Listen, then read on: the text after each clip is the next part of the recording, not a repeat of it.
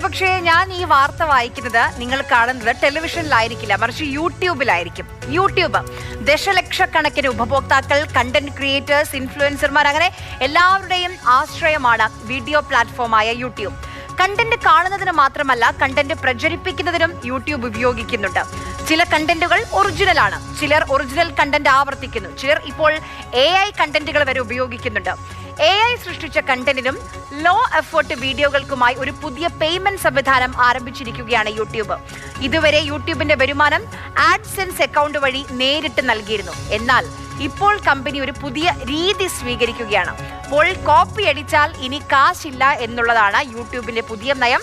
എന്താണ് പുതിയ നയം, എന്തൊക്കെയാണ് മാറ്റങ്ങൾ, എന്ന് മുതൽ ഈ മാറ്റം നമുക്ക് വിശദമായി തന്നെ പരിശോധിക്കാം. ഈ പറയുന്നതുപോലെ കോപ്പി അടിച്ചാൽ ഇനി യൂട്യൂബിൽ നിന്ന് നമുക്ക് കാശ് കിട്ടില്ല. യൂട്യൂബ് കണ്ടന്റ് ക്രിയേറ്റേഴ്സിനുള്ള പേയ്മെന്റ് സിസ്റ്റത്തിൽ മാറ്റം വരുത്തുകയാണ്. ജൂലൈ 15 മുതൽ, അതായത് 3 ദിവസം കഴിഞ്ഞാൽ ഈ മാറ്റം പ്രാബല്യത്തിൽ വന്നു തുടങ്ങും. ഇതുവരെ യൂട്യൂബിന്റെ വരുമാനം, യൂട്യൂബിൽ നിന്ന് പണം ലഭിക്കുന്നതിന് കണ്ടന്റ് ക്രിയേറ്റേഴ്സിന് നേരിട്ട് ആഡ്സെൻസ് അക്കൗണ്ട് നൽകിയിരുന്നു. എന്താണ് പുതിയ രീതി എന്ന് നമുക്ക് നോക്കാം. യൂട്യൂബ് വരുമാനത്തിനായി ഇനി മുതൽ ഒരു പ്രത്യേക ആഡ്സെൻസ് അക്കൗണ്ട് ലിങ്ക് ചെയ്യേണ്ടി വരും. അതായത് പണം കിട്ടാൻ കണ്ടന്റ് ക്രിയേറ്റേഴ്സ് ഒറിജിനലും ആധികാരികവുമായ ഉള്ളടക്കം അപ്ലോഡ് ചെയ്യണം.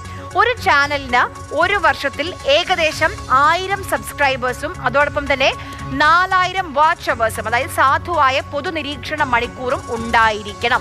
അതോടൊപ്പം ഷോർട്സുകളുടെ കാര്യത്തിലേക്ക് വന്നാൽ 90 ദിവസം, അതായത് 3 മാസത്തിനുള്ളിൽ 10 ദശലക്ഷം വ്യൂസും ഷോർട്സിന് ലഭിക്കണം. ചുരുക്കത്തിൽ നിങ്ങൾ ആരിൽ നിന്നെങ്കിലും ഉള്ളടക്കം എടുക്കുകയാണെങ്കിൽ, കണ്ടന്റ് കോപ്പി അടിക്കുകയാണെങ്കിൽ, നിങ്ങളുടെ യഥാർത്ഥ ഇൻപുട്ട് ഉണ്ടോ എന്ന് യൂട്യൂബ് പരിശോധിക്കും. ഒരു കണ്ടന്റും വീണ്ടും വീണ്ടും ആവർത്തിക്കരുത്. AI ഉപയോഗിച്ചുള്ള കണ്ടന്റുകളെ പുതിയ നയം ഈ മാറ്റം പ്രോത്സാഹിപ്പിക്കുന്നേയില്ല.